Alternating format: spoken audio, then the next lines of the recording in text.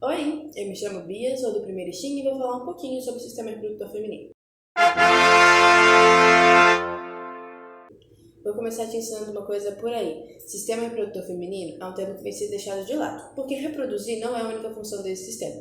Então a gente vai chamar ele de sistema genital feminino. Mas enfim, quais são as funções desse sistema? Primeiramente, produzir o gameta feminino. Além disso, ele também produz os hormônios que vêm do ovário, o estrógeno e a progesterona. Ele também recebe o espermatozoide e, é claro, é o responsável pela gestação, que acontece quando o espermatozoide vai ser fecundado no ovócito secundário e, mais ou menos uns 5 dias depois, ele vai se implantar na parede do útero. E aí, a mulher está grávida. Bom, agora eu trouxe vocês mais pertinho para mostrar um pouquinho sobre a estrutura externa do sistema genital feminino.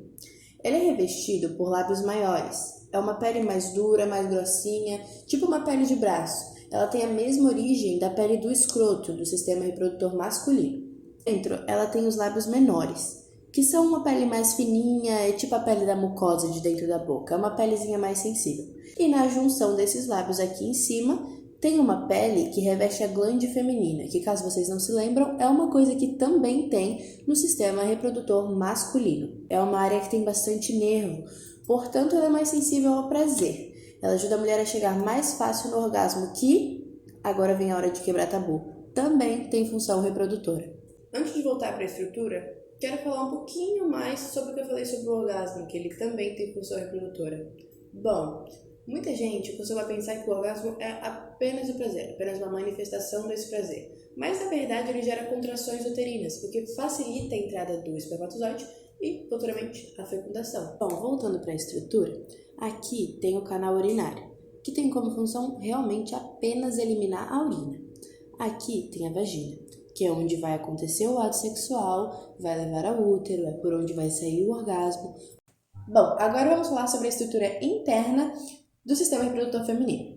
Aqui é o canal vaginal. Ele possui de 10 a 12 centímetros. É uma estrutura macia e tem bastante muco com bactérias da família dos lactobacilos, que são muito importantes para a flora vaginal, porque eles que produzem o ácido lático, que impede que outras bactérias entrem. Aqui no comecinho da vagina é onde se localiza o ímen, que existem pessoas que nascem sem. É uma película com um buraquinho central para a menstruação poder descer e ele tende a se romper no ato sexual. Mas às vezes ele pode se romper com exercícios ou ele pode realmente ser muito elástico e nem se romper, causar apenas dor. Aqui é o colo do útero. Na parte mais estreita, que é aqui, se forma o tampão uterino, que também é uma proteção contra os micro-organismos que podem entrar no útero. Se ele for muito denso, ele não permite nem a entrada dos espermatozoides. A mulher fica com aquele tampão boa parte do mês, e ao chegar próxima da sua ovulação, ou até mesmo no dia da ovulação, aquele tampão se torna meio pastoso e começa a escorrer pelo canal vaginal, lubrificando a vagina ainda mais, deixando ela mais úmida e às vezes saindo até na calcinha. É aquela secreção que parece uma gema de ovo, sabe? Aqui no colo do útero, criam às vezes microlesões no ato sexual. E é por essas microlesões que ocorre a transmissão de doenças sexualmente transmissíveis. Mais para cima, temos o útero, que é formado por uma camada musculosa chamada de miométrio, e internamente o endométrio, que são esses pontinhos aqui. É uma área supervascularizada cheia de nutrientes. Ela tem aspecto gelatinoso, com células que se proliferam com grande velocidade, e é ela quem permite a fixação do embrião após a fecundação. O nome disso é nidação. Aqui temos a tuba uterina, que ela é dividida em área proximal, mais próxima do útero, e distal, mais distante do útero. A fecundação tem que acontecer no terço distal, que é quando o ovócito ainda tem viabilidade para fecundar. E essas franjinhas que tem aqui são as fímbrias, que são o que captam os ovócitos que saem do ovário. As fímbrias elas não têm contato direto com o ovário, mas elas são capazes de captar os ovócitos liberados. Dentro do ovário, a gente tem os folículos, que são tipo uma película que guardam os ovócitos. Elas vão crescendo aos poucos e em determinado momento eles vão ficar muito grandes e estourar. Assim, eles vão liberar os ovócitos, que vão vir aqui para as fímbrias e vão estar prontos para a fecundação. Vamos falar agora sobre a menstruação. Menstruação nada mais é do que a renovação do endométrio. O que é isso? Quando não há fecundação, os níveis de estrógeno e progesterona baixam, fazendo com que o endométrio pare de ser nutrido e acabe descamando. E é aí que a gente tem aquele corrimento de sangue, aquela expulsão de sangue com algumas pelotinhas. Às vezes vem aquelas pelotinhas da menstruação. Pois é, seu endométrio sendo renovado.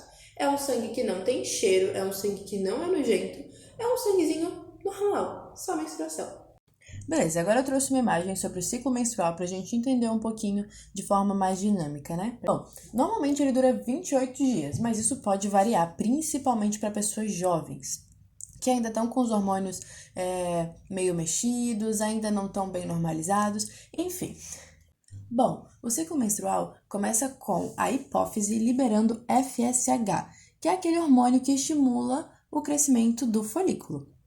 Lembre que também o folículo libera estradiol, então vão os dois crescendo, tanto FSH quanto estradiol. Chega no momento, exatamente no meio do ciclo menstrual, que o estradiol está no ápice e ele causa a queda do FSH. Então, FSH cai, estradiol sobe, isso é o pico do LH. Quando chega o LH, o folículo estoura. E nisso que o folículo estoura, ele libera o óvulo. É aí que a mulher está ovulando. Ou seja, exatamente no meio da sua menstruação, ela tem o seu período fértil, que é o período em que mais tem probabilidade de ela engravidar. A chance é 80%. Bom, quando o folículo rompe, ele se transforma no corpo lúteo, que é basicamente uma cicatriz. Ele libera estradiol, mas principalmente progesterona. E conforme ele vai sumindo, vão descendo esses níveis. Quando esses níveis de estradiol e progesterona descem, é quando a mulher se encontra na TPM. Ah, mas o que é TPM? TPM é basicamente aquele sentimento de frustração que é liberado pelo próprio corpo por não ter conseguido gerar uma vida. Então, se você não quer engravidar, agradeça. A TPM pode ser uma coisa boa. Bom, no início do ciclo menstrual, que é quando a mulher está menstruada, o endométrio está se descamando, como já foi falado aqui. E no meio do ciclo, quando acontece a ovulação, ele já está quase pronto. Ele está praticamente preparado para receber o embrião. O estrógeno, ele é o responsável por formar o endométrio e a progesterona por manter ele. Tanto que vocês podem ver que quando o estradiol e a progesterona estão ali alinhados, estão subindo, é quando o endométrio está no seu auge, assim, ele está perfeito para ter um embrião ali.